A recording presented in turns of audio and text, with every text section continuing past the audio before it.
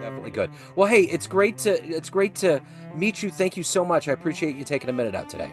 Yes, of course. Thanks for having us. You bet. So I want to put this first question to rest, but it just seems too prevalent, and it's this. 5 years ago, this pandemic wiped all the itineraries out, changed everything, not only for all of us, but really for the jazz community and for musicians. How did you survive the 2020 pandemic, and how has that radiated into what you're doing in 2025, whether it's this project or in general? Well, we did, when the let's see, this is kind of a hard one because it's a multi-tiered answer. Yeah. To to put the put this project into the answer, first and foremost, we had played. Well, Jody can talk more about it, but there was a Bach Cello Suites Festival at Carnegie Hall that happened days before The shutdown. everything shut down. And we had prepared the Bach. He and I had made this creative reimagining of the third Bach suite, of the C major Bach suite, and we had worked on it literally every night after our children's bedtime for like a year or something. And we had a baby at the time and a 5-year-old at the time. Wow. And thank goodness we got to give the premiere of our creative reimagining. It was at Wild Recital Hall in Carnegie, kind of the jewel box hall. Yeah. Thank goodness that happened, because otherwise, man, already the wind went out of our sails with all of our concerts being canceled for the next 2 years, sort of overnight. But at least we had put all this work in and we did get to perform it. And it was so amazing to play it in that acoustic space, a place with truly pristine, perfect acoustics. But when we premiered it, we did it only with cello and trombone as a duo. And after that experience, we really were talking about that it's a really heavy lift for the cello. I'm doing all of the rhythmic work and the harmonic work, the bass line work. And we were batting around the idea of adding Alan's twin brother, Mark, into the mix to play drums on it. But he was far away. Yeah. But I want to get back to the pandemic question, because that's an important part of this project, and I'll answer it just sort of generally as well. So we did this performance, world shuts down.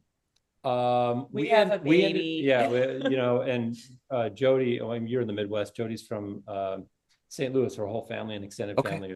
Mm-hmm. So we ended up, we moved out there for essentially 2 years, like almost exactly.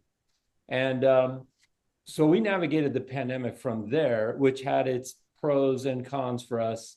Obviously, there wasn't much, really much at all going on musically, no touring, of course, no live shows. We did do a couple of remote things.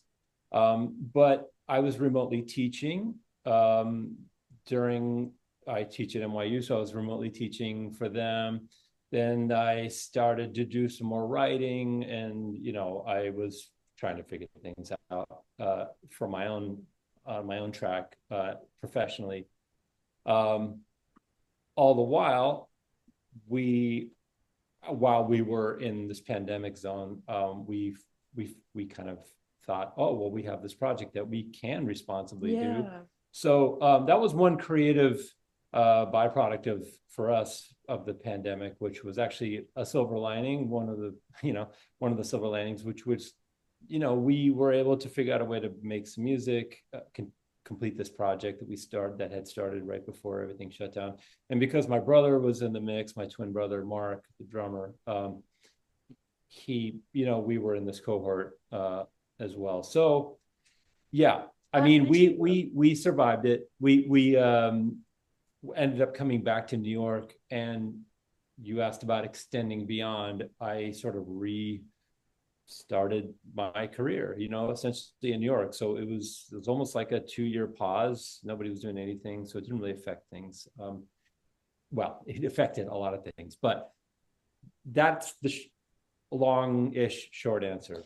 I do want to say that I think one of the trickiest things for chamber musicians during the pandemic was that it was almost like we lost our edge of alignment with each other by not being able to play together in the same Yeah. time, in the same place. There's a sensitivity of reaction, of hearing someone's timbre and intonation and entrance, like exact moment of entrance, that it was almost like your senses got dulled or deadened and you weren't as reactive anymore. And I have to say that I always felt, as it was going on, extremely privileged to have a partner who was a high level player. Yeah. And that as long as our children were occupied or in bed or whatever, we could get together and we could play chamber music Yeah. together. So I felt like I was able to sort of stay in shape as a live chamber musician with that precision and my ear, right? Like, because Yeah. your ear is a muscle. You Yeah. have to work it out continually. You're like, we always talk about, like, you're like an Olympian or something if you're a musician, if you're a performer. So many muscles you have to continually work out every day. So I felt really privileged to have a live-in chambermate. Well, and we'll get into that part too. And it's interesting because I think about that metaphorically speaking in relationship to, say, baseball. What if all of those baseball players during the pandemic just played a video game together? There's Mhm. no way that, you're not going to see the seam of the baseball. You're not going to run to the ball. Like, there's a lot of that that's muscle memory that has to be complete, it has to be reworked. So, Alan, we interviewed in 2016, and what a different world that was. Yeah. Yeah. What, like, the land of innocence that's been since totally rearranged in 2025. But I'm curious, what was it like? This was a real family affair album. What was it like? Obviously, Confluence, the title of it makes total sense. What was it like to get together? You know, how do you intermesh the personal lives that you have and that professional life? How does all that work for you? Well, for us, because it had started as essentially a family project, um, that had already kind of, those wheels were already in motion. I think the coolest thing about this project, and Confluence, the title is a nod also to St. Louis, the Missouri, and the Mississippi rivers coming together. So it's a nod to this, to the place. And I say that because when we were there, I met some musicians that guest on this album, where we had to keep it small. For us, it was a way to obviously keep our musical chops and relationship going, but also a way for us to build a music community around us in this new place. And to me, that was one of the more kind of beautiful aspects of the project, and really helped me grow musically out there. Just having these sort of relationships with Adam Manis, who appears on the record, and Matt Sewell and Chris Cheek. So in a way, it kind of it captures that struggle of trying to figure out how to stay creative during this shutdown and forging these new relationships in this new place, which now actually I now have full musical relationships with them that are ongoing. So I think the project ignited a lot of things. There are big treasures from this project with personal relationships with other musicians, that are still going strong to this day. We just got back from a couple of different trips to St. Louis and had the opportunity to play with Adam Manis on all of those projects. I mean, we adore him. So, how long have you been together? Since January of 2006, Okay. 19 years. So, have you played music together the whole time? We met playing music. Yeah. We Okay. met Okay. at a rehearsal at the Musicians Union on West 48th Street in Manhattan, in Okay. the very romantic back rehearsal room B with the fluorescent lights.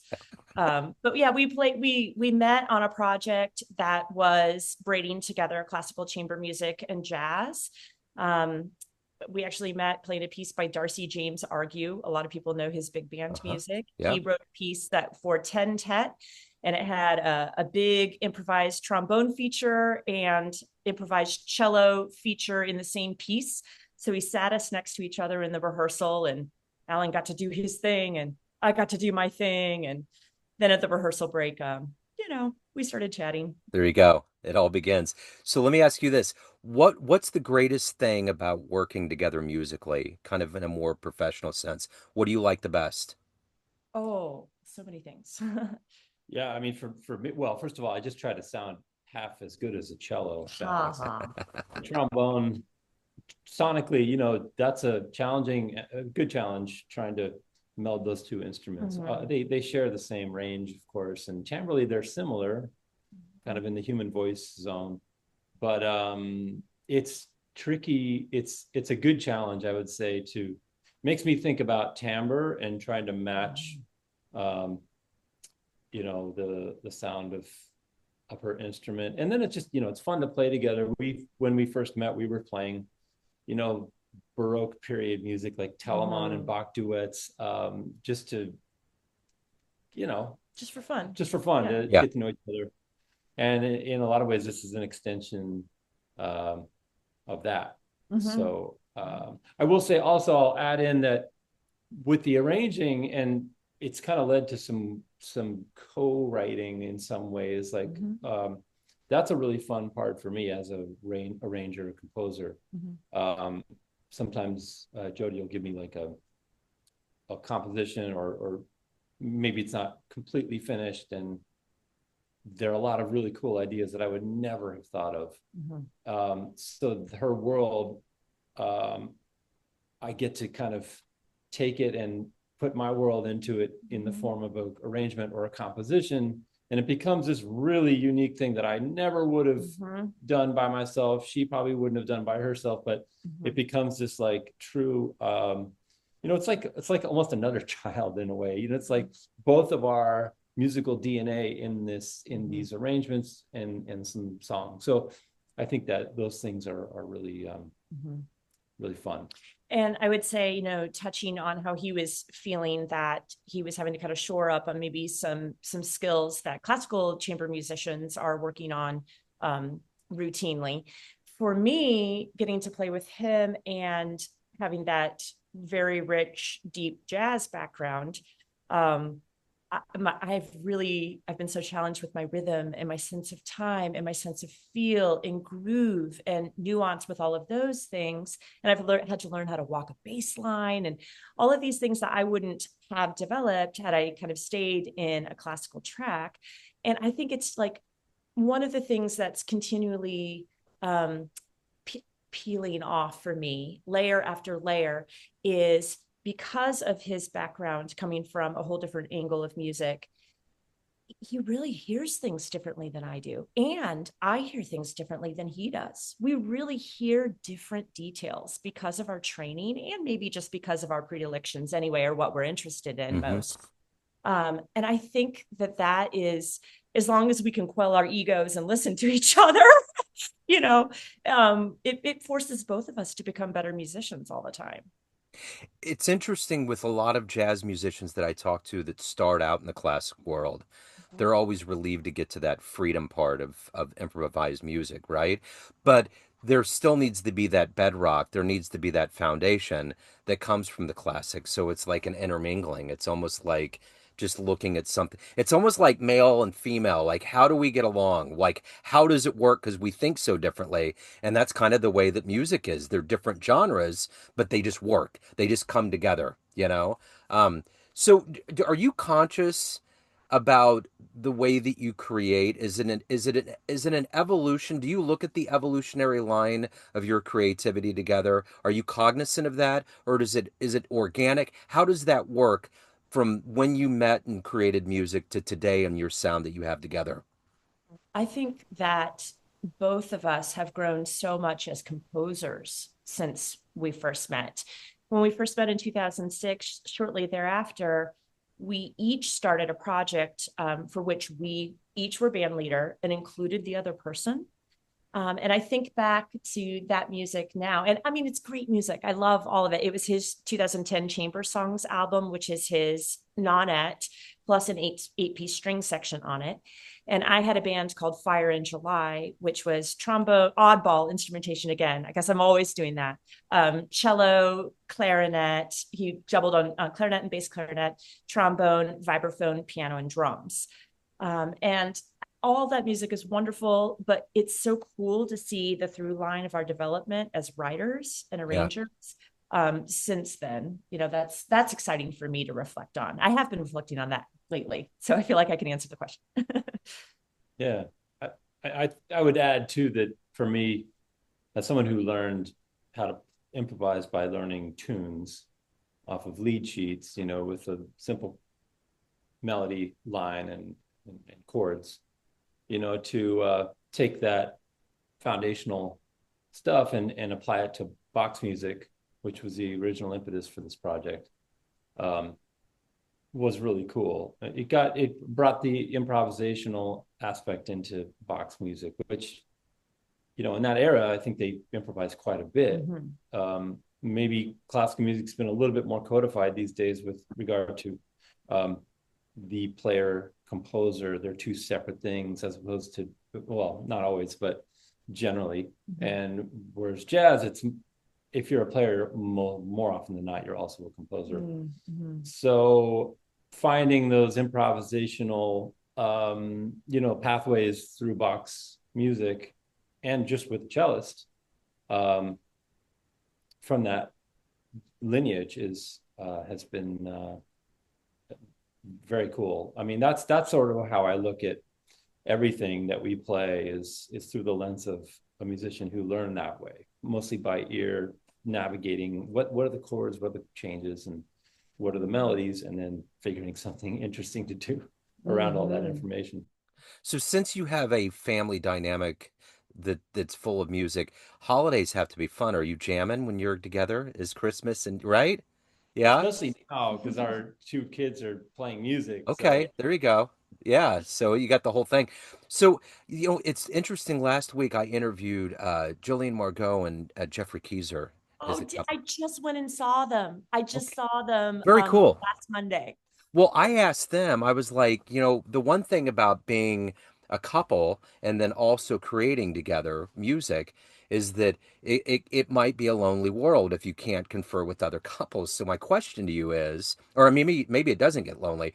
I'm wondering, do you have other music couples that you confer with and kind of bounce ideas off of like they do? Well, yeah, Jason Robert Brown and Georgia Stitt, the composers, live down the road from us, so we see them. Yes, Shayna Steele and Dave Cook. That's another couple, and they work together. Yeah, pianist and singer. Our good friends Lila Bialy, a singer, and Ben Whitman are very inspirational. I mean, we know them very well, so that's with all these couples, we talk a lot about this. Mm-hmm. Yeah.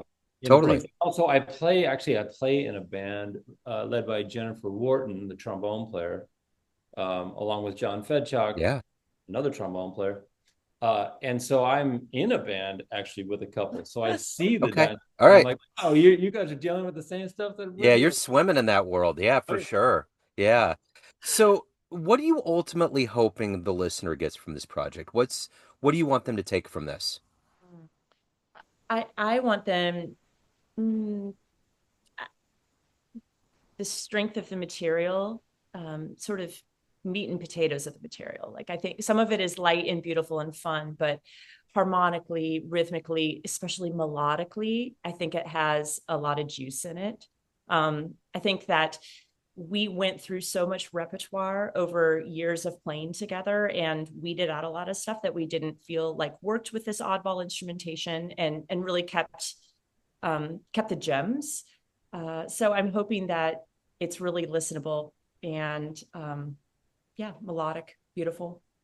Yeah, I think sonically, I'm certainly hoping that if it's being listened to passively while you're cooking dinner or doing something else, that it is nice. It provides a nice sonic tapestry. I think the sound of the record's really good. Mm-hmm. I think the sound of the instruments are really just pleasing to listen to, and then if you dial into it a little bit more and listen more actively, I would hope that they would find some substance that would bring them back to it again and again. Yeah, for repeat lessons. That's what I Yeah, hope. It would warrant repeat lessons. for sure. Mhm. So let me ask you this. During that pandemic era when live music went away, of course your mind's going to memories of live music. You know, all of us were because there was an absence of it. Mhm. What was one of the most dynamic moments that you've lived in your life on stage? When you were living through that and you think back to your career, did you have a concert, a moment, something on stage that was magical that fueled you through that time period? Absolutely, because we had done that Wild recital hall at Yeah, Carnegie, that premiere, and it was sold out. It was so intense, just two of us on stage premiering something that it was this wacky version. We didn't know how people were going to react to this. Like you're really putting yourself on the line, really putting yourself out there. And then as a player, there's no place to hide. Like there's no rhythm yeah, section. You have to be so in shape and yeah, hold each other up. And I think it was so much adrenaline running through our veins too. It was such a peak experience that yeah, that was luminous in my mind. It yeah, still is for years. And it was almost like a buoy, like, oh my gosh, my identity as as a live performer has been stripped from me, but I did that. yeah, A little buoy or carrot yeah, carries you through. You're like, and maybe I could do it yeah. again. You know, Bill Frisell came to town March 3rd of 2020 before we knew this thing was going to shut down, and he was with Petra Hayden. And at one point, and at that point, I think either Missouri or Kansas, because we're on the line, we have a confluence here. The first case of coronavirus, they called it then, or whatever. We've modified the terms. The first case came out, so no one really knew what was going on. But I remember during that concert, at one point, they played "We Shall Overcome," and everybody stood and started swaying and singing together. And it was kind of like cattle knew the tornado was coming. Like there was something in that room with all of us that was like, something interminable is heading our way. But we didn't know. I mean, there was no real indication. But I remember that live experience, and I've always been curious to see what their thought was leading up to that. Because already Bill Frisell is such a unique guy. Like, my wife was like, you know, because when she met me, she never really got into jazz, and then it was like jazz overload. And it's like, so what's Bill Frisell going to be like? I'm like, I have no idea. Like, I can usually go in and be like, all right, this is going to be major league. They're coming from the coast. It's going to be this. It's going to be that. But I was like, I have no idea. And it was a really eclectic show because right after that song, they played Ziggy Stardust, and it's like, there's no way to modulate those two songs in some playlist to say this is what's going to happen, you know. But um, how about you, Alan? Did you have a moment during that time that you were thinking in your catalog of career moments that was fueling you? Well, the thing that fueled me when during that time when we couldn't play with people, was when I would sit down to write music. It would bring me closer to the people that I was writing for, and give me a lot of inspiration. It was almost, I had never really felt that before. When I sat down to write, I started thinking less about the individual instruments and more about specific people, and started to miss them, as I'm writing, and like really trying to hear them based on my memory of playing with them. Um, and in some cases, it hadn't been that long. In other cases, it had been longer. And I thought, this is the person I'm going to have.